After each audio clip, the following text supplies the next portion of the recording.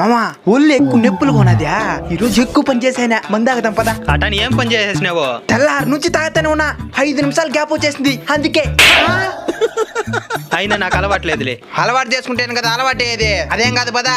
ఏం కానప్పుడు ఎందుకు తాగేది? ఏమెందుకు కదా స్వర్గం ఎప్పుడైనా చూసినావా? లేదు. స్వర్గం చూపిస్తా పదా.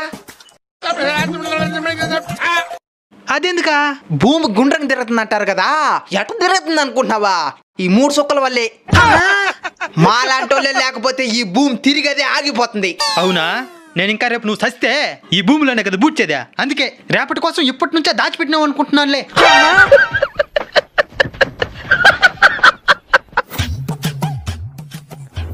మామా ఒకసారి ఊదా.